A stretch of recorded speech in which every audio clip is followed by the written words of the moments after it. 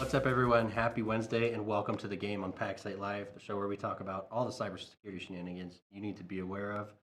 Episode 2 of the reboot on Wednesday. In case you haven't noticed, we are at PackSite HQ in the studio with all the fancy lights. So let's get Matt in here. Let's just talk about the new show. We're gonna have our guest Rodney Gullatte on later, but we just rebooted the show, and it just worked out that we in the studio. Yeah, in studio. In studio. Synchronous communications face to face. Yeah.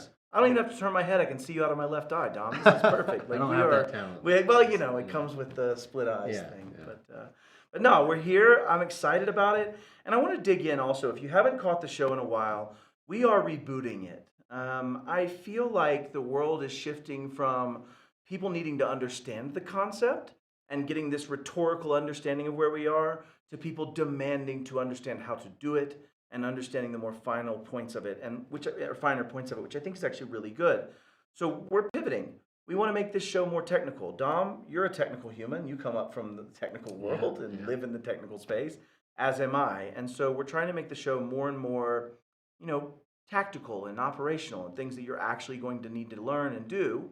And so to that point, we're also pivoting and changing the show a bit to be one play, right? We're on the game, so why not have plays? And we're going to have one play per show. We want to know what is that one theme that we're talking about that you can take away and do. We got that quote from West for one big thing. Sure. We just stole from him. We just one play. Yeah, one play. It was a big quote. It was great. Yeah, it was great. But you're not wrong. So we're going to try to do that, and we want you to hold us to make us honest to that, keep us accountable, and ensure that we're staying technical and tactical. What's the topic about today, Dom? What are we going to chat about? Today we're going to chat about pen testing. What is pen testing? Why would you get a pen test? We're going to tie it to CIS like we do everything else. Sure. And it should be a good show. Like, we have a lot of good concepts.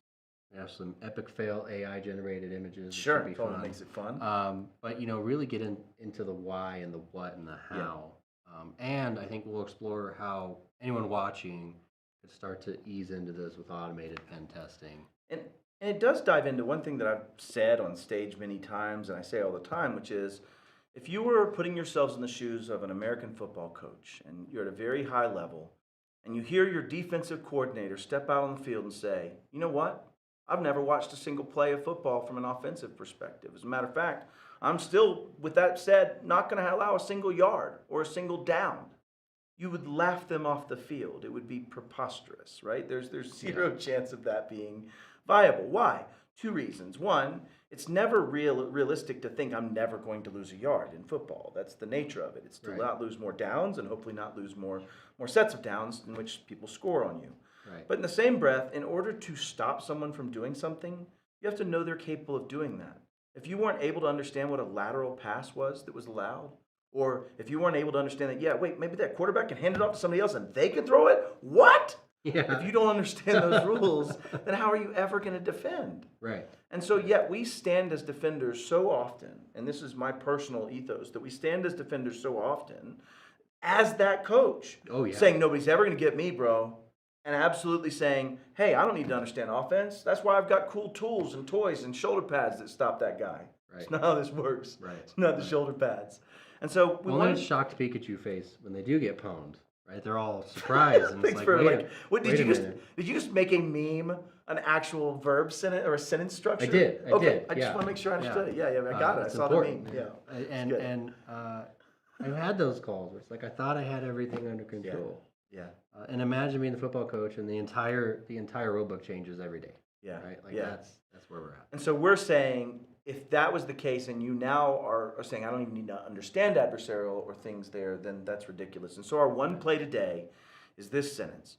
Prepare for your world and prepare for your protection and your pen tests and all the things you're doing, thinking like a red teamer, right? Think, how is someone going to attack me? My grandfather used to have a statement. He said, son, there's no such thing as a fair fight. He said, don't jump me in a rock pile. I'll sure as hell pick up a rock. Yeah. And so we talked about this in Living Off the Land tools, right, in Laudel yesterday. And so I want to continue that theme today and talk about thinking like a red teamer, thinking like you are under attack as our one play, and then start to use that as you approach other things in your life. So that's our goal of what we're going to talk about. But before we get to our shenanigans and chatting with our awesome guest, Rodney, let's go ahead and get some wise words from Robin Harris, who we never leave behind when we see her on the side of the road. Are you ready? Level up.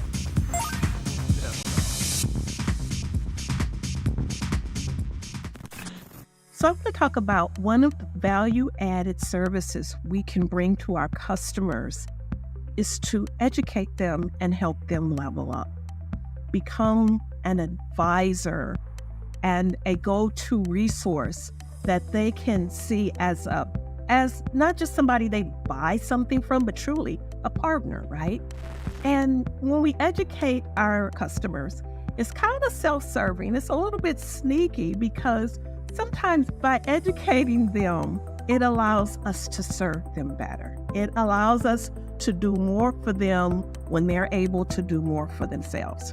And also, it makes you look like you are truly an expert. And we want them to see us as experts. We want them to see us as the partners that help them grow and help them level up. So you'll see all kinds of companies, they'll do webinars, they do events, you can do virtual events, you can do lunch and learns, you can create all kinds of digital assets to share with your clients that will help educate them and bring them to a new level. And every time they hear one of those communications from you, every time they receive something from you, what does that do? What does that do? That puts you top of mind. That puts you in their sphere where they see, oh, yeah, this company, yeah, they're a resource for this. And they'll even start sharing. They will share the things that you provide to them. So now it's almost like they're starting to be your evangelist, promoting that, hey, this company, they shared this with me. I think this is a good resource. You want to brand your materials, right? And it's just a very powerful way to add value and to make everybody keep step, because it doesn't really help as much if you're leveling up, but your customers are staying down here. You need them to come with you. And when everybody in the ecosystem does that together, now we have an army of people operating for security and compliance and leveling up. Time to level up. Level up. Love me some Robin Harris. Yeah. What else are we gonna say? Yeah, 100%. Yeah. This should be required listening for every human, should. once a week, Yeah. right? I think, 100%. Production note, micro podcast, Robin Harris. Oh yeah, that's it. We just take the exact stuff. That's it. Yeah. I want a royalty though. All right, let's get back to the show. This is so much more fun in the studio, man. So let's jump to the topic here. So we brought Rodney Gullatte with us. Rodney lives in this pen testing space, does it for all kinds of folks. We were talking before the show, and he said anyone, as long as you have an IT department. So Rodney, welcome to the show. Thank you, Tell us fellas. who you are. Tell us about yourself. Yeah, I'm glad to be here. I'm an Air Force veteran. Just celebrated Thank my you for 20 your year. service. Thank you, man. Appreciate it. Freedom's not free. Snap on that. Use left hand snap. Yeah. Just that skill. just got through celebrating my 20th anniversary to my beautiful bride Iris. Oh, that's who's awesome. retired Air Force. Congrats. So love you, babe. Love you. And Did you hey, just kids. come to this whole studio to show us up? Yeah, Is that the whole yeah, thing? yeah. All right, When you got the mic, you give your It's all wife good, love, man. man. It's That's all what you're good. supposed to I'm do. good with it. You're supposed to do that. Yeah, but I've been here 9 years in Colorado Springs and been doing pen testing for a while, and it's been changing the lives of these companies. Yeah. Because it's just exposing things, like you said with the football announcement. Like they don't know that a lateral pass could be done. And this is like the IT directors and the CISOs and the Sure. CTOs that don't know this. So imagine Yeah, the 100%. CEOs that also have no idea that football is even being played. Yeah. Right? Oh You man. don't even know. Let's Right? unpack that for a second. Man, I mean, I think. let's marinate on that for Yeah, a second. yeah. I'm gonna let it chew here for a sec, but 100%. Yeah, 100%. Yeah, so it's been very fulfilling. The companies that we've been able to help have been really great. And then the IT departments that we've been working with have also been very happy that Why? we're able to show those. Why do you require an IT department? I think I might know the answer, but why? Well, you know, if you are a business and you have like your admin assistant managing all your IT, I don't have to pen test you to tell you that you are exposed. You're probably exposed. So, but if you have taken the time to invest in either having your own internal IT department or you are investing in outsourcing it with an MSP, then I know you at least have that level of understanding that you need to invest in protecting your environment in some way. Now we got to talk about pen testing, which is the extra piece that you may not know. So what you don't realize is you just gave a vote. For anybody that's watching this show, you can go back a bunch of episodes.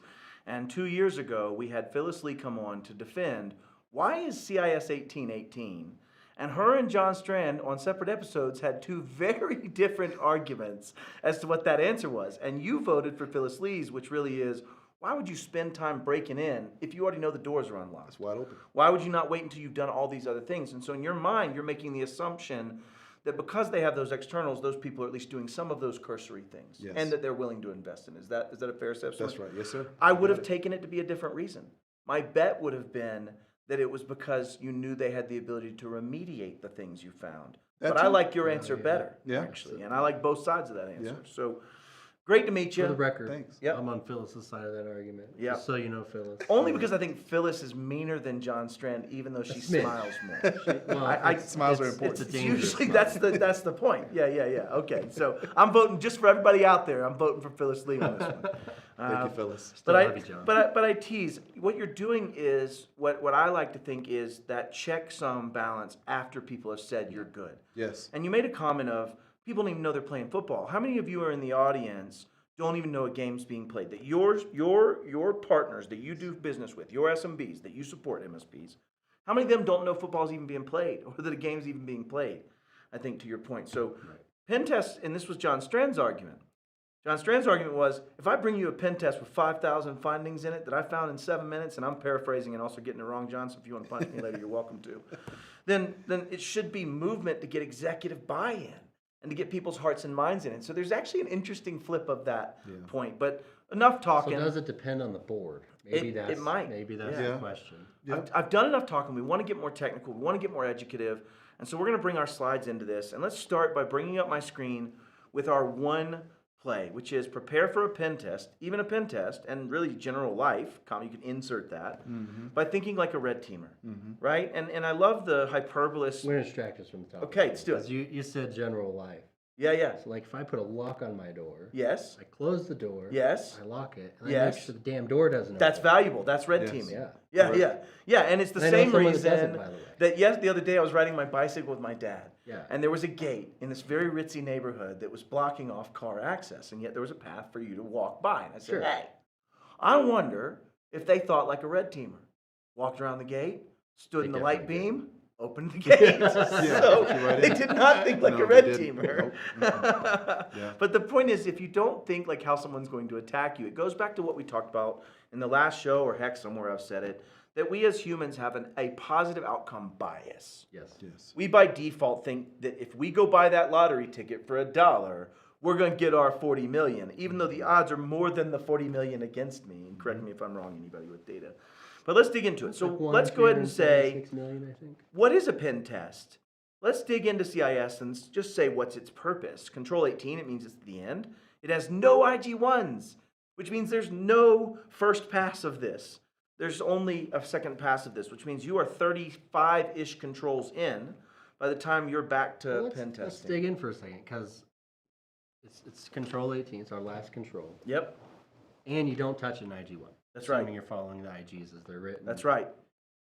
Why not? That's the Phyllis Lee argument. Right. If you got to this, you've been through 56 of the first set of safeguards. Right. You've been back through a number of X in that again in the second pass. And so by the time you've gotten there, you've already done things like centralized SSO.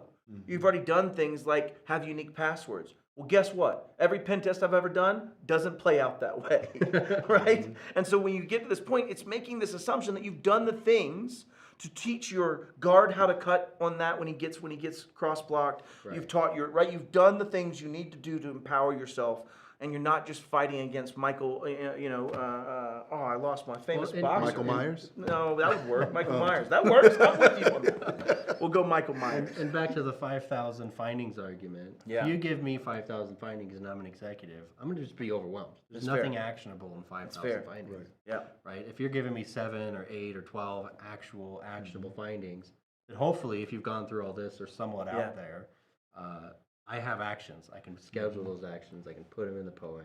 Yeah. And Well, that's and- what's good about the end of it when you have the briefing at the end Yeah. of the pen test. So you sit down with the, Oh, yeah. the cybersecurity professional and the board Yeah. and the executive team and the IT team, Yeah. and we go over the consolidated report. Right. It's got a mixture Yeah. of the executive report and the technical report. But let's put a little hyperbole to this to help people understand. Go for it. Would you rather get set down with that board about breaking into your house? You paid a criminal to break into your house and steal your valuables, okay?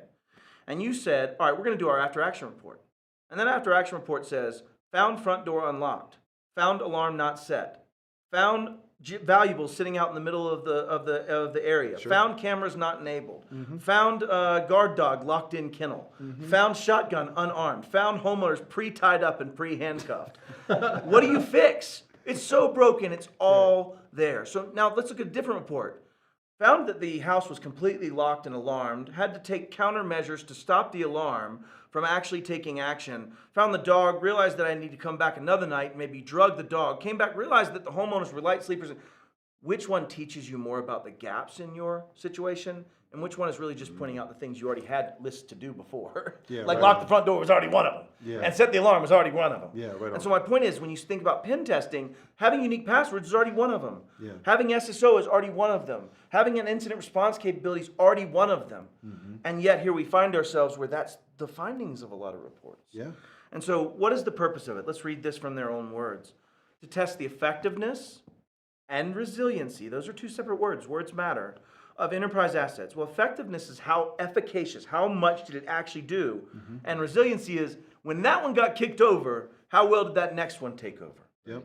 Right? Resiliency of enterprise assets through identifying and exploiting weaknesses in controls. And we're going to see this process broken out in pen testing here in just a minute of people, processes, and technology, comma, space.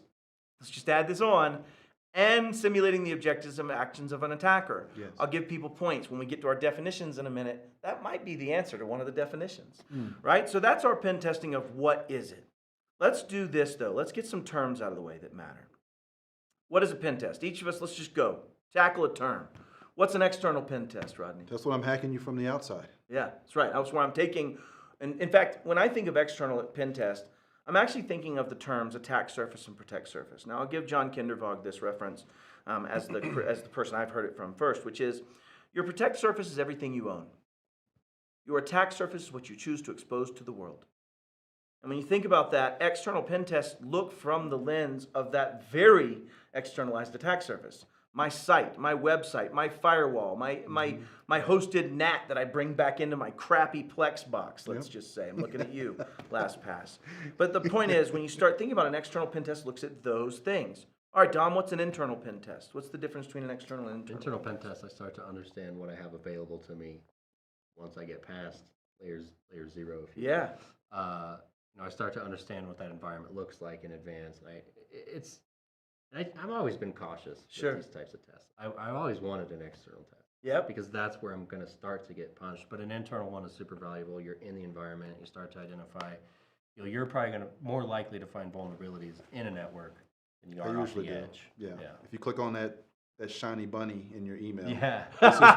this is what's going to happen to your whole enterprise if you Well, click that listen, the email. terminal came up and it said follow the white rabbit. I was Yep. doing what I was Yep. told. So. So this is what an external pen test is. According to CIS, perform external pen tests based on program requirements, no less than annually. External pen testing must include enterprise and environmental reconnaissance, like what can the world see about you? We're going to get into that in a minute. We're going to get into that. I'm using my Project Farm voice. To detect exploitable information, right? I want to look for things that are exploitable. Pen testing requires specialized skills and experience. Ooh, does it? It's interesting. We might get into this. And must be conducted through a qualified party. The testing may be Clearbox or Opaque Box. So let's go back to that. I have those definitions. What's Clearbox and what's Opaque Box? Anybody want to tackle that? Thinking it's like black box texting. Yeah. I don't know It's the anything about your reframing of it network. from a term. Yeah, I have exactly. no idea what I'm getting into. Yeah. You tell me, all right, this is PAX 8, that's all you get. That's it. What about Clearbox by its inverse then? What's Clearbox? I have information on the Yeah, network. you I gave know me your the data. public IP address. I know the Yeah. scopes of your internal network, and I know exactly what to hit Yeah. and what not to hit. So for those of you that know, I'm doing a project with John Hammond and Tom Lawrence and myself and Jason Slagle and a whole cadre of other companies that we conned into helping us with this. And we are going from a black box, opaque box methodology. We are doing it like a true red teamer would. We're looking at it from an enumeration of what you've chosen to put out there, the mistakes you've made, the things you've shown. For example, one MSP writes their own ITSM platform. They write their own platform for ticketing. And they use Cloudflare, and I'm like so proud of them. But their dev environment doesn't, and it goes to their cable modem. And that tells me where the other piece probably is and gives me access. But the point I'm is... going to throw out a free piece of Yeah, advice go. for that partner. Cloudflare has a dev mode where it doesn't cache anything. So you're doing that because the cache is throwing you off in the CDN. Go in there, click development mode. Yeah. If domain is dev, put it behind Cloudflare. Yeah. Your WAF rules. So That's the only there you thing. go. We're done here. Yeah. We've got our one Free. point out. We're done. You guys don't even The have to PO stick around box for will show up 32 on more the screen minutes. for the checks. Yeah, you just send that to Dom. That's We're free of good. charge. We'll split it.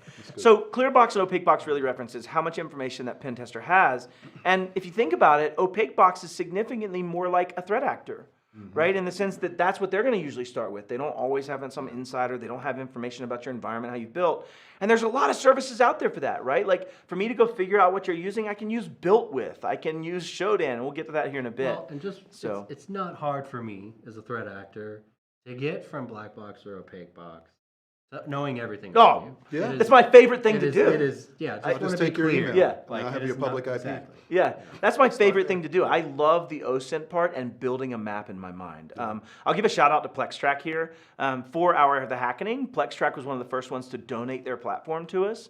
And so we are using that. And what it does really good is help me map out assets. Yeah, It helps me know what are those juicy bits that we're going to get to here in a bit. Okay, so what's red team? I'll tackle that one. Anybody in the audience, go in the chat if you know what red teaming is and how it's different than pen testing. Because in your mind, you would think maybe it's not all that different. And I'll go back to what I feel red teaming definition is.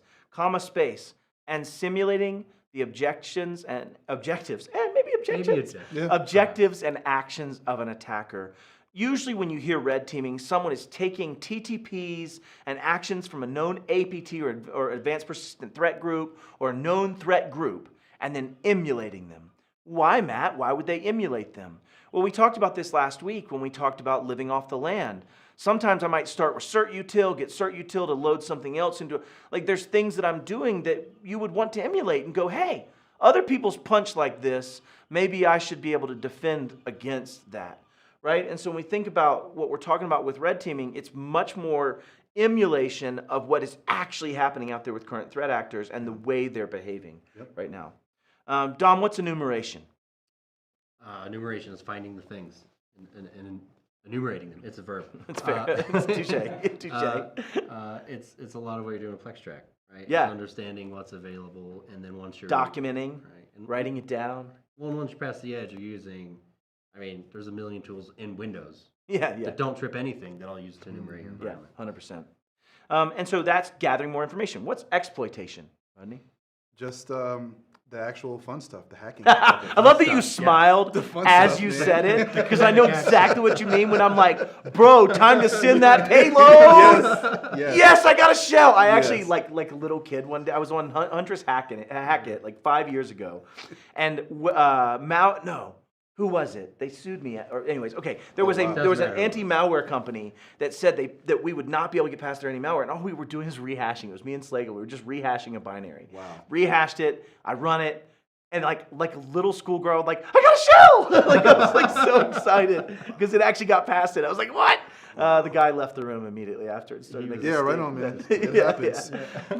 Okay, well then we'll tackle a couple more. What about purple teaming, Dom? What's purple teaming? We missed blue team. Let's. We're bouncing. We're bouncing Is around. blue team Bouncing purple? around. It's not up there, no. So blue team is the defenders, right? Right, Most MSPs right. serve the blue team. Yeah. So purple team is somewhat invented, but it's been around a Sure. while at this point, and you play with both, and that's really what we want MSPs to practice.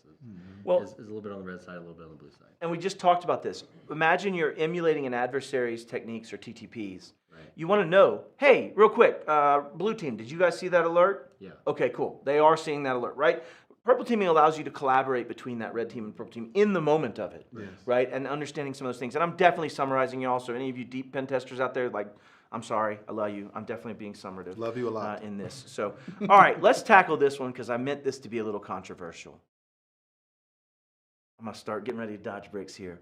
What's an automated pen test, Dom? Why? I'll tell you why I asked it that way, y'all, to the audience. Here's what we're dealing with. Jason Slagle, if he's listening to this right now, and I have had a bit of a disagreement, of which he's probably right, and I hope I'm probably right. When you think about what is a pen test is a very highly set of skills where you say, Matt Lee, can you break out of prison? And then I go break out of prison because I'm highly motivated, and they gave me the option, and I got skinny enough to get through that duct. When you think about it, you're trying to emulate what a threat actor is going to do. They're going to do all those things. And that means they're creative. And the one thing about us humans is we're creative. I was the first one to go, that's a rock, and it hurts when it hits me in the head. I bet I can throw it at that guy, right? And so when you start realizing that, machines just aren't creative. And at this point, an automated pen test has been relegated to things we make fun of. It has been things that we call not effective. I think I will take... No, I don't make fun of it, though. But I would say as an industry, we for definitely sure. have. For sure. Yeah, I would say as an industry. Yes. But I'm coming to a conclusion. Slagle's argument isn't that it's effective. I would say you probably get to bell curve effectiveness. Like, how many different ways can I run responder? How many different ways can I extract an LSAS dump? How many different ways, right? Those things are all things that I could automate and iterate upon. And as we see normalization of identity structures, as we see normalization of systems, they become much more effective. They get really close to bell curve effectiveness. So Slagle's problem with pen testing and automated pen testing isn't about the pen test's effectiveness. I mean, there are some discussions to be had there. It's really about, it lowers the barrier to entry, which lowers some of, what did they say in CIS? What was the word in CIS? They said specialized knowledge, right? That people have to have specialized knowledge. And as we get into that understanding of an external pen test and internal pen test, it's that's being closed. What are your thoughts? And go. So your copy. I gotta get my quota for AI. Okay, you're gonna use it a few times in this one. So your copywriter. We love you, AI overlords. Your copywriter starts using AI, and they write copy much faster. Sure. Twice the copy in a week they wrote before, and they've got to fix the hallucinations and the and they still have that skill, absolutely 100%. But I've seen automated pen testing platforms applied a lot. It's just a force multiplier. I can do more pen testing, and I think it depends on the depth of the engagement that I'm working. Yes. Right? Because pen testing can be, let me put on an orange vest and a hard hat and see if I can get into your Physical office. pen testing. Physical pen testing. Which we may and then do to we've, you in the hacking, just so you know. I want you to know there may be some physical. I won't be able to do it because I'm pretty recognizable, but maybe other people. He's been watching Master of Disguise. So figure it out. I'm gonna have to hide the eye somehow. He's totally enough for sure. Refraction or something. I don't know. Patch. That was a. So I can help with that. The automated piece. You know, I'm an Air Force veteran, and we have exercises all the time. Sure. And we have exercises that happen, you know, more frequently, like weekly, monthly. Sure. And then you've got that one, the big exercise that you run like annually, right? Yeah. And you know, for all of my technical brothers and sisters out here listening, I know there's a sense of pride in being able to manually take all these pen testing tools and run them all individually, or run them as a script, or just build the whole empire and run the hack yourself. I get that, but we're talking about time. Sorry. We're talking about time, okay? And time is money. And you're not gonna get a whole lot of companies that are gonna pay you the amount of money that it costs you to manually run all these tools and do a custom creative. I'm a creative, I've been a musician my whole life. You know, a creative pen test like that, it costs a lot of money. So the barrier of entry piece that you talked about, for companies to be able to rely on an automated solution, or a provider that can provide that automated solution, it lowers how much that costs. Like, dude, if Microchip and Integris, shout out to Integris, you just got $75 million from the CHIPS Act. Glad you're in Colorado Springs making an investment, but that's advanced manufacturing. They probably want to spend $150,000 to $200,000 on this customized, creative pen test. Right. Well, now you're at the point of it, and this is where my heart is on this. When you read CIS 18.1, it says create a pen testing program, and it has a lot of words afterwards, and then comma space, commensurate to the size and complexity of the organization. Copy that. And I think the point that we're really getting at is, if you find in your pen tests all the time, broken passwords, broken authentication, failed setup, poor configurations, SMB1. all of those things. Mhm. And we're saying, wait till you can spend money on a high-end pen test. I think there's value in this for these lower complexity organizations that are failing at the basics Yeah. to see where they would have been punched. Okay, I'm done with my diatribe on this. This is one that you're going to hear me talk about a lot. And the reason I brought it up is we are going to be using some automated pen testing platforms in the hackening to do a bit of a bake-off. To understand, do we get near bell curve efficacy, right? 85, 90% efficacy in the first 30 minutes when it would have taken us 40 hours over here? Okay, maybe there's some value to this in a greater good conversation. Okay. Let's have the business conversation. 2 seconds. The business conversation. If I can run 7 pen tests at once, my EBITDA is probably bigger than the dude that can do one. I'm just saying. It's true. Yeah, Just saying. it's nice, Yeah. and you can. It takes shorter time. Yeah. Yep. And you can plan them out. I do 2-week engagements. Yeah. Yeah. And that's over promising, and I don't know whatever. I know what you meant. The positive opposite, side. the good Yeah, the one. positive side of it. Yeah. I'm usually done with before 2 weeks. All right. So what are some of the, keeping us on track, what are some of the parts of a pen test? No matter which way we're doing this. Well, we saw some indications from Phyllis Lee and team in 18 that already set the stage for this. Planning and scope. What is scope? Dom, you're in pro services. What is scope? So important. So my whole Okay. department literally only does scopes. That's our whole. If you do not scope whatever, right? I don't care if you're migrating a mailbox, getting a sidewalk poured. It doesn't matter. If you don't scope it right, nobody's made any promises to each other. That's right. But in a pen test, especially if you are getting the big fancy pen test, if you don't scope it right, and you say you can, if I tell you you can do whatever you want on my network, Yep. you're a hacker. You're gonna have a good time. Yep. And none of my people are gonna get work done, or we're gonna get into regulatory hot water, or we're gonna have to have awkward legal conversations. So Might have somebody suing me from Microsoft, or right? Perhaps. Sure. One of the Yep. things that was funny, I was with my wife. My wife's doing a lot of the OSINT gathering for the hack. Good job bringing up your wife. By the way, oh, I've been married 22 years. I won't go Right hard on, flex brother. on you. You know what I Okay, mean? all right. Yeah, so no, yeah. Congratulations. So my wife is doing some of the OSINT gathering for these companies, and C names aren't something she's familiar with, right? She's not super techie. She hasn't lived in that understanding of DNS world. Well, she came upon one and said, "Yep, I'm writing this one down. This is an A record that we need to look at." And I'm like, "No. That's Halo PSA as a C name." Yeah. And the reason I bring it up is there are certain natural scopes. A company can only authorize me pen testing stuff they own. Yeah. That's right. There are certain limitations of what I could do to Halo under the authority of somebody consuming it as a consumer. Yeah. And so when you start thinking about it, one of the reasons that Jason, I think, is right about this gap and barrier to entry is sometimes if those platforms aren't done well, they can allow natural escapement of scope. And that's one of the things that I would just put as a point is scope matters. That's why you have a professional, like you That's- said before. You still got to have a professional, somebody worthy and well qualified and credentialed to run this pen test for Exactly. you. Not somebody that knows computers. Yeah, well, there you go. And so that comes to that point. When we talk about scopes, those can be external, internal, red team to that extension is a little bit different scope, more methodology. Application, right? There are certain pen tests that are just DAST and SAST. Let's go through this. Anybody know what those two acronyms are? Software as a service? Nope. Dynamic application Yep. security testing. And the other one being static. Yeah, 100%. So static application security testing is me testing the code as code. Yeah. Think of companies like Manacode or platforms like Sneak or other players that are looking at the actual code itself as it sits, as it's being written. Git Guardian, things like that. GitHub's Do you own think that protections. MSP or their ITSM is doing any of that? I know the guy, and I hope so. Okay. I hope so. I was just curious. But I would bet they're not doing dynamic application testing. I bet they're not paying for a DAST. DAST is dynamic application security testing, which is where I put in inputs and try to make bad outputs come out. Right? And so dynamic testing versus static testing. Dynamic is usually going to be more black box, whereas static might be more clear because you have to see the code. Yeah. But doesn't always mean that's the case. You could potentially have the code and be testing it dynamically. But the point is, scope is the first step. Dependabot on GitHub. There's a lot of static application testing. Less security, but more static application testing of understanding your software bill of materials. Sure. Right? Sure. So the first thing we have to come to is between us and the client, what is the scope? Now, usually, I would have to imagine, Rodney, that's going to be the external space, define the internal space. What are the domain names we own?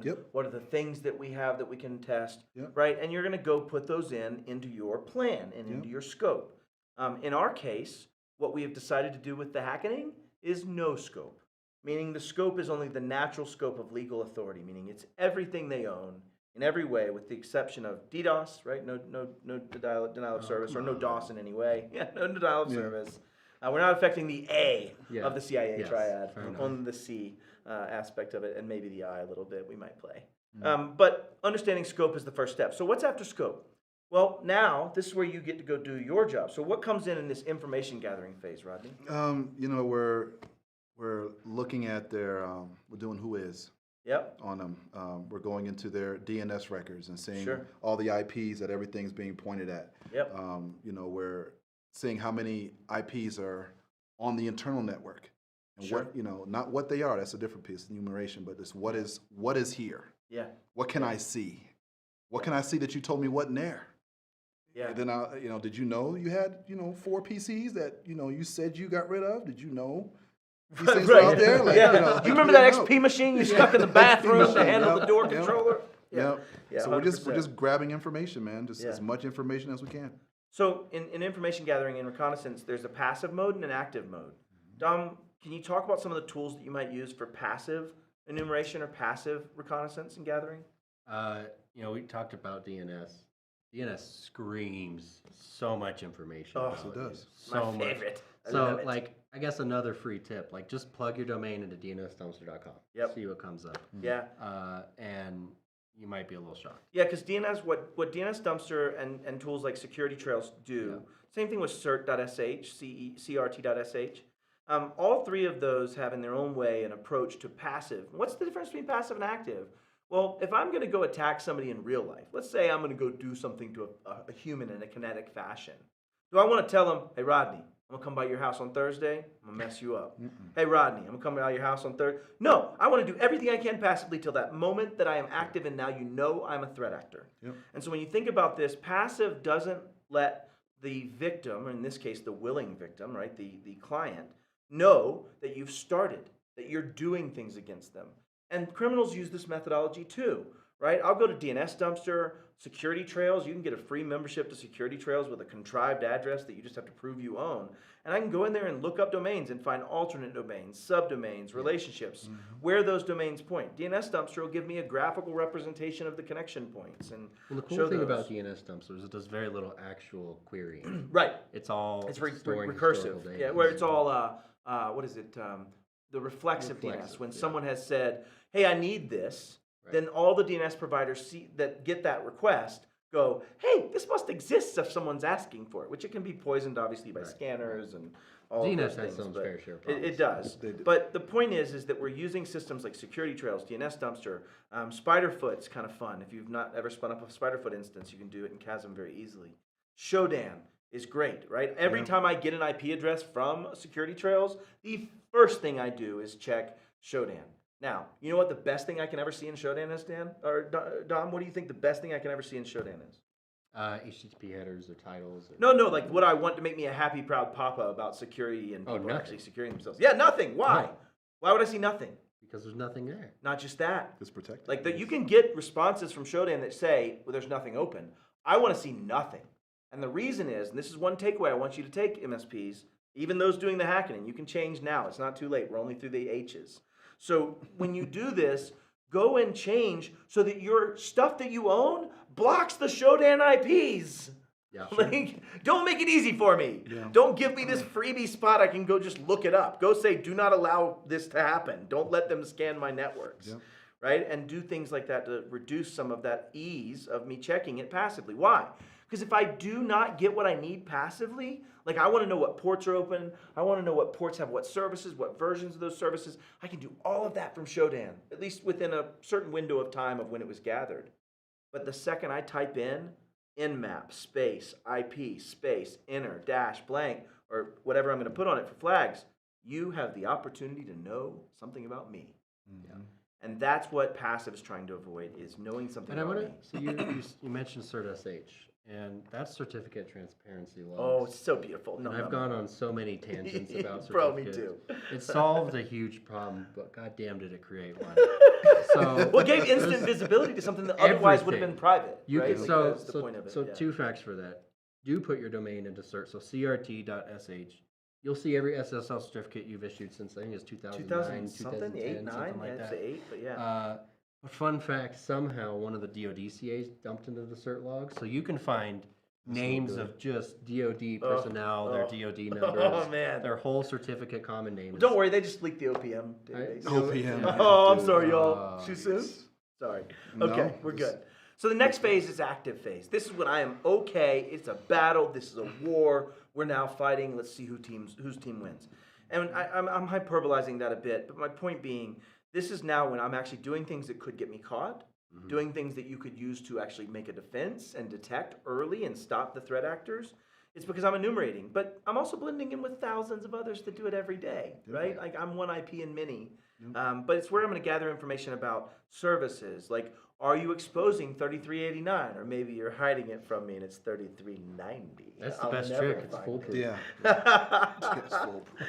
So it's foolproof. It's textbook. I laugh, but I genuinely did that. So I can Oh, me make fun too. of people that have Actually, done it because I I did thought it helped. 33909. Oh, I would take a new port for each person, so that yeah. the next subsequent port would be the next one the threat actors could bone me on. And It that was the beautiful. worst It thing was- I saw during beautiful. COVID, when everybody was trying Oh, to figure yeah. out how to work remote, Yeah. and they didn't have MSPs or Yeah, IT support. They yeah, went to yeah. Google, how do I share my computer? Open up port 3389 on your router. Yeah. Like put a hole That's in the your firewall. ransomware That should deployment already protocol. sound terrible. RDP. A hole in your firewall is terrible. Don't do that. Yeah. But they were all doing it. We're in the Everybody no knows NAT it. club. The Yeah, no NAT club. everybody knows no it. snats. Yep. All right, so we're scanning for open ports. We're identifying vulnerable applications, and the takeaway here is these things we're talking about, you should do on yourself. We just talked about passive. Go see what your surface area looks like. Yes. Go see what it takes for me to discover where you are. If I see a bunch of Cloudflare IPs, I've got more work to do. I'm gonna win, but I've got more work to do, right? I've got to go think harder. Active, then, go do these things. If you're not already doing vuln scanning for yourself, you're failing. Period. Yes. I'll just say that right now. If you as an MSP are not already vuln scanning yourself and your exposed infrastructure, Matt Lee would take away all of your Matt Lee points Yeah. and say you are failing. Yeah. Identifying vulnerable applications, right? Nobody ever has that happen. Dom, I literally sat in a Jeep driving from Denver to some undisclosed location for about 10 hours doing this. And all I was doing was finding exposed Move It applications, right? I contacted the city of Indianapolis. I contacted JetBlue. Like there were a bunch of people that I found a month after the Move It announcement still had Move It, Yeah. right? And so we're at this stage where why am I on such a rip about doing these things? Because I know you're not. Yeah. Yeah. Because I Yeah. know you're not. Yeah. And so this doesn't just mean patches. This could mean out-of-date versions. This could be set up vulnerable because they're misconfigured. Right? If you ever want to go play around with that, I would encourage you to go try Hack Me. Spend the $14 a month just to get your brain expanded into how some of these things work. Because they'll set you up a damn vulnerable Linux, DVL, damn vulnerable Linux server that has hundreds of vulnerabilities that you get to go see where it wasn't just not patched, they just missed a setup. Yeah. They gave the wrong SUID Misconfigurations. bit to something. Right, whatever it may be. Okay. And then My the other favorite used to be crappy random number generators, yeah. where the prime was just the next prime is the prime after the prime before. Sweet. Like, what? Iterate next to prime. But the point is, in this phase, so we've done passive gathering to know what we're going to go put out of the scope, right? We got the scope. We did passive gathering. Now we do active stuff to try to identify those vulnerabilities, find those vulnerable applications. Now we're going to do Now, the best part. to This is where point you out smile. though, so during this phase, as a blue team or as a SOC, it's really difficult to see this as bad traffic. Like Yeah. you might see patterns of like Nmap, right, where it's looking at every single port that it can find. Yep. You might see some of those patterns, but especially if you're hosting a website or an application, Oh, second you it turn looks on. like normal traffic, Yep. right?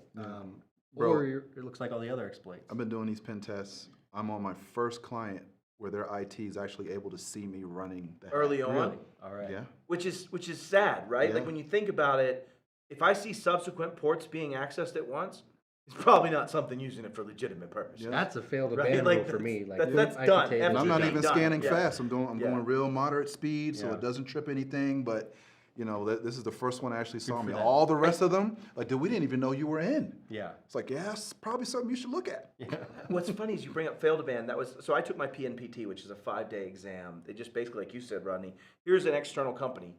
Get in and then do an internal pen test, right? Nice. And it was funny. They actually had a failure in the way they implemented failed abandon that allowed me to get past. So it was like just That's delicious that it was the banning system that then was misconfigured for that. Okay, I digress. Okay, so now we're in enumeration. We're gonna exploit.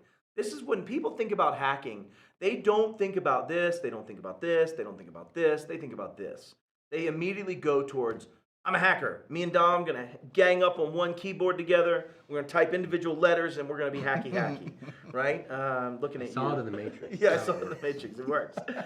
This is where we're doing basic things, exploiting vulnerabilities, right, Rodney? Cracking passwords. That's right. Using social engineering potentially to get past something. And so this is the part where we gain that initial access or initial foothold. And as a pen tester, you're going to try each of these things. Right? You're going to look for vulnerabilities. You're going to try to exploit them, depending on your scope. Right? You might have a scope that doesn't allow that potentially, but most of them All do. of mine do. Yeah. Okay. Yeah. Well, that makes me very happy. Yes. So, Yeah, we do and the whole then thing. cracking passwords. You're going to either look for whether it be rainbow tables, whether it be actually leaked passwords themselves, or you're going to be dumping NTLM hashes. You're going to be gaining passwords that you now need to go and crack. And in order to use them to escalate privilege, to gain more access, which brings us into our next piece, which is privilege escalation. Now I've landed on some asset, right? And we think about this as in the terms of assets, because one of my problems with external and internal pen tests is this shift of what is a walled garden anymore, right? An internal pen test means internal Active Directory, internal network, That's right. internal machines. Right. What is internal when I sit at Starbucks? What is internal when I don't have an infrastructure anymore?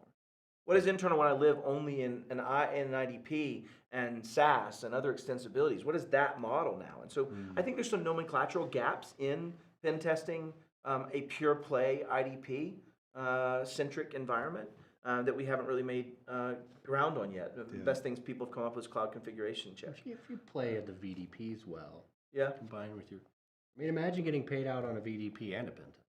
That is actually probably a viable possibility. I don't know if it's an ethical Dom's concern, point but- for anybody that's not following is, as a vulnerability disclosure program, some of these companies that are pure cloud have ways to pay Dom when he finds a bug.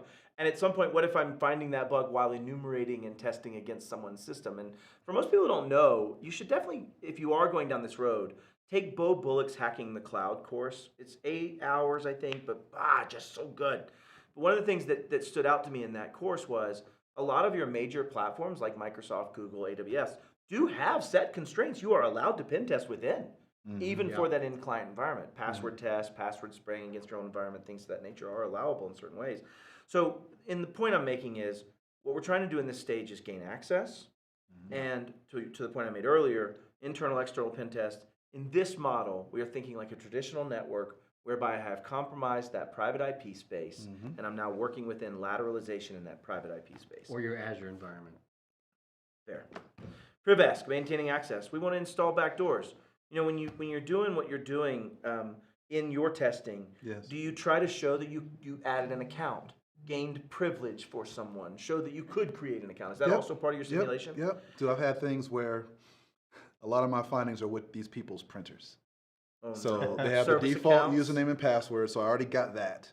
And then once I'm in it, I see that FTP 21's open.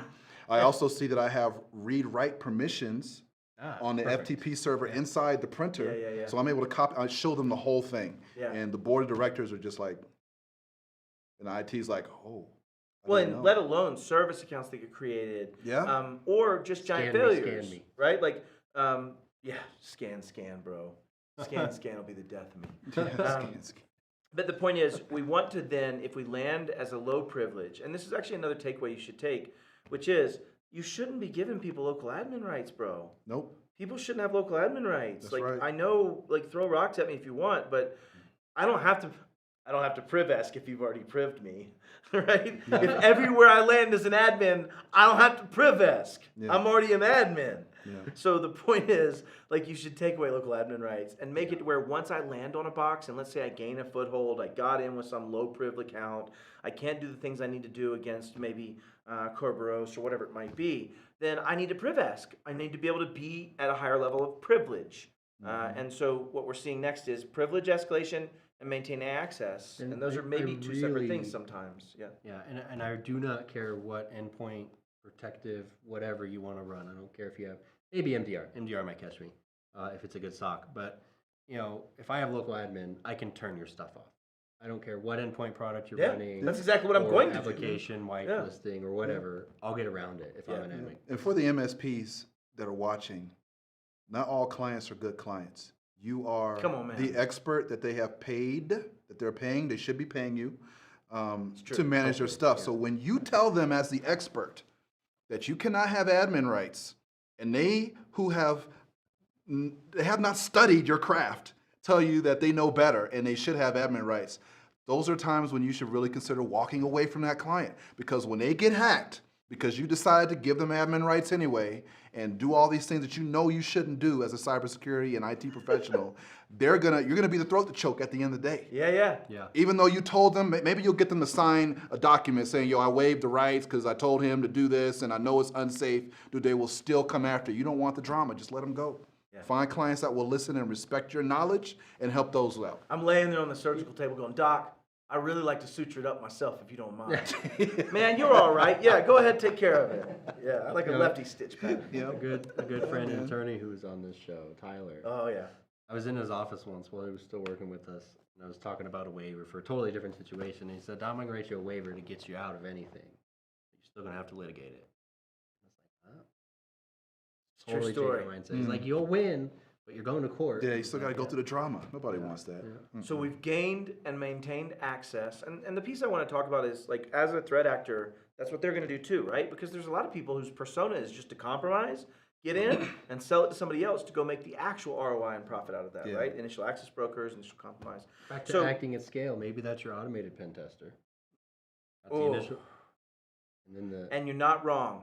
Actually. Post-paid contingent pen testing. You're not wrong, actually. A post-paid pen test is my favorite term made up by a threat actor, by the way. I'm not a ransomware gang. I'm a post-paid pen tester. Post-paid pen tester. All right. Once I'm in and I've gained access, as a pen tester, I need to prove to you that there would have been a breach. I need to prove to you that there would have been something. So in my case, it's these 3 steps. Taking the sweet, juicy bits from the crown jewel chest. Question mark, profit. And to Dom and I, we cannot get it to generate an image of a hacker with multiple screens without pizza. I don't know why, but pizza's here yet again in our picture. But post-exploitation is now when I'm going to exfil. Now, there used to be a time where post-exploitation as a threat actor didn't mean necessarily exfil, right? Back prior to December or so of 2019, correct me on that, it might have been like November, October, you didn't have threat actor gangs doing double extortion. Double extortion being, I've gotten in, I've ransomed you, but before I ransomed you, I stole your data, and now I'm going to expose it. Which, when you think about what is a breach is confidentiality being breached, and taking data is now proving that the data has been breached and touched and taken and been seen by unauthorized parties. And so the point is that part of a pen test will be some type of post-exploitation effort to show that I got in, I got past tools, I was able to do things. It might even be further tests of tools. Perhaps you followed in some of the prescription of Control 13 and you have adequate DLP policies. And we're testing those to see, can I steal juicy bits without you finding it? And what we're trying to really do with pen testing is show all the opportunities and all the data where a threat actor could have been caught, right? And it does get me back to one mention I actually forgot to mention earlier in tools, which is Atomic Red Team. And we'll get into that maybe in the what should I do next as we go to it. Okay, just a minute left. We've gone long on this, I'm sorry. So analysis and reporting, right? So now your job, and this is what I'd love you to expound on. Take me back to that boardroom. What are you showing them in that report?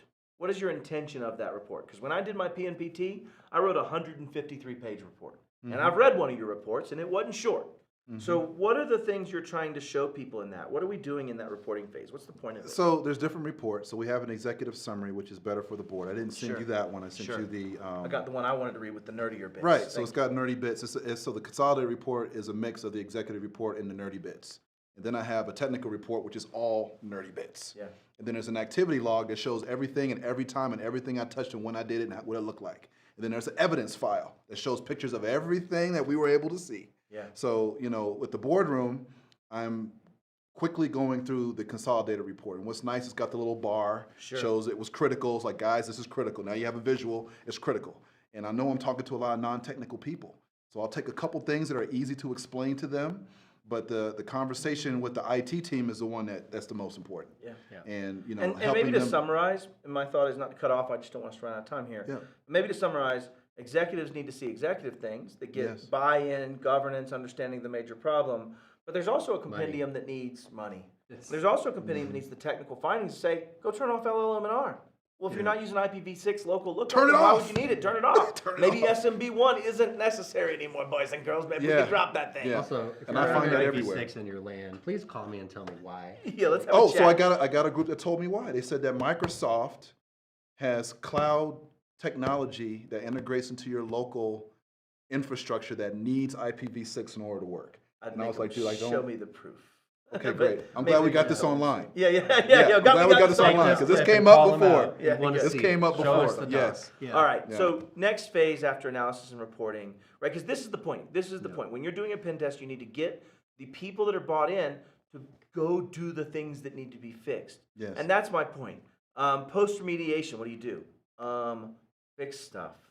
Unless right? you're the pen tester. I Yeah. don't fix anything. Yeah, that's fair. You don't. That's You correct. Yeah, it's retest positive, though. Jim. Hopefully. Yes. I retest. And that's the point is my takeaway from a pen test, if you do it right, if you didn't do that spray and pray second methodology, but rather are now doing well-honed, harder pen tests that should surface things that are weaknesses in your controls. Yeah. What is a control? Something you put in place to stop a baddie from doing baddie things. Yep. And so basically a pen test is your one freebie that isn't post-paid, Mm-hmm. right? I don't go, hey, listen, I'm going to take $1 million for this pen test if I get all of it, Yeah. but I'll take $5,000 if I get a little bit of it. If it was that way, people would be a lot more serious before taking pen tests. Mm-hmm. So this is your freebie. This is your get out of jail free. But if you don't fix it, you've now given the exact opposite to defensibility. What I mean by that is you have proof that somebody else has in their file system that you knew about something you didn't do and didn't fix it. Yep. That is much different than being ignorant Yep. and not fixing it. Yep. And so I would just say, if you are And not the coming irony into is, yeah. you're going to store that report on that vulnerable file server. And when the threat actor gets you, they're going I'm to like, publish oh, it. this is what's wrong? Yeah. they'll submit it with your filing to the SEC, right? Okay, what now? This is the piece I would go to as my one big thing. This is the Wes Spencer call out. This is the one play. For me, if you do not have the skills, I would encourage you to build them, to at least understand the basics of what a threat actor and an adversary is going to do. Go spend 10 minutes a night on Try Hack Me and understand these things. Hack the box, name them, I don't care. That book isn't real, by the way. It's It isn't. This is ChatGPT made up generated. for Dom.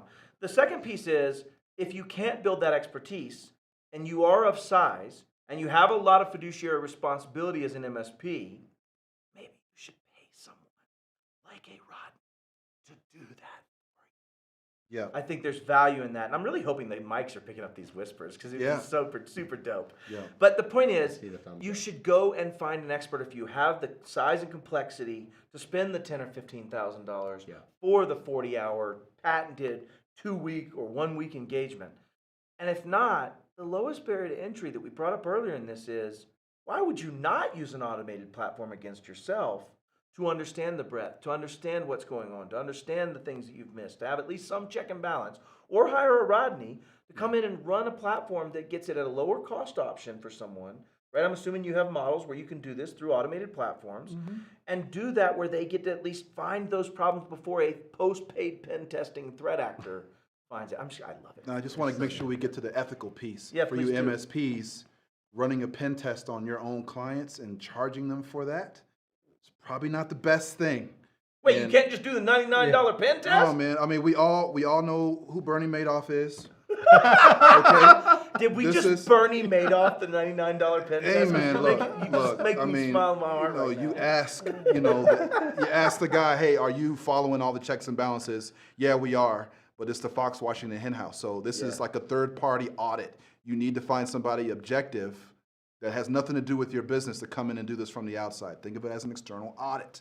This is Yeah. not something for your internal IT or your MSP to do on you and make it official. You got to get somebody else. And I ascribe to that. When we were, at 28 million or so in revenue, we wanted to go through our own pen test, and we weren't going to do it ourselves. We had skills, we had people capable of doing it. Sure. We could red team, Sure. and that's where I would leave this. Is like you should be red teaming, however, yourself. Yeah, absolutely. And what I mean by that is there are easy methods, and if there isn't one thing you take away from this, there should have been several nuggets, is go look into Atomic Red Team. Atomic Red Team is made by Red Canary. Give a big shout out to Red Canary. Our CTO, our Chief Trust Officer, is actually former CISO of Red Canary. But Red Canary's Atomic Red Team allows you to detonate packages and then see if your EDR picks it up. Nice. You call your MDR provider and say, hey, I'm about to detonate like 37 TTPs. I wanna let you know. And then see if they pick them up. And then test and see how efficacious they were. I want to know how great my team is. So you know what I do? I actually line up against my second string and run plays. Also, please call your MDR provider because John Mercer is going to isolate all your stuff if you don't give him a call. Actually, don't call them first, and then after they're mad, go, Dom told me to. Like, I saw it on the just show. teasing. I'd like to let us close this out then on this note, y'all. My one takeaway is go do red teaming against yourself. Look at what is a commensurate pen test for you as an organization, and start suggesting commensurate pen testing for your clients that have high risk and have high things that would be worth it to a threat actor or bad Matt, if I ever chose that side of life. Yeah, man. What do we have to close it out, Rodney? What's your final thoughts for the crowd? Hey, MSPs, don't be afraid of getting pen tests. These are not being done to make you look bad. Amen. For CEOs and boards that are looking to get pen tests, this is not to fire your CTO or your CISO or your CIO. We're trying to help you find those gaps so they can help keep you safe. Yeah, 100%. So we're not trying to fire people. We're trying to help you stay safe and protect your community and your business. It's No Fire Wednesdays. No fire with Fire. Dom, All right. close us out. Yeah, that's Rodney? our show. Rodney, You're the thanks so man. much for joining us. Thank you, Appreciate guys. you coming Appreciate on. you. Thank you. Make sure you join us next week. The one, the only Nathan Taylor is going to be on the show. Oh. And I'm super stoked about that. And I'm going to let the show run over for a second because Okay, let's do it. story time. We're in the studio. Oh. When we were getting ready to make the game, we decided we needed to do a rehearsal, and we did it in the studio. We did it in the corner. You can't see it over there in the studio. And Nathan was on it, but that episode never aired. What's even funnier about it is it never aired because it was like a pilot. Right. But we were like young kids in this. We didn't know what we were doing. We didn't Yeah. understand that production needed Yeah. pilots, that they had to happen. And so we tell him, we pump him up. We're like, yeah, Yeah. Nathan, it's coming on. And he's like, man, I hadn't seen it yet. It hadn't come out. And then we forgot about it. And then we invite him back. We're like, bro, we want you to come on the show. He's going to air it this time? I was like, what do you mean? And he's like, you had an episode. I was like, oh yeah, no, that's right. No, I'm just kidding. So Nathan will be with us live on the show. Yeah. On YouTube. Yeah. So make sure you join us. Make sure you hit up all the other Pack State Live shows. Enjoy the holiday if you're here in the U.S., and we'll see you next week.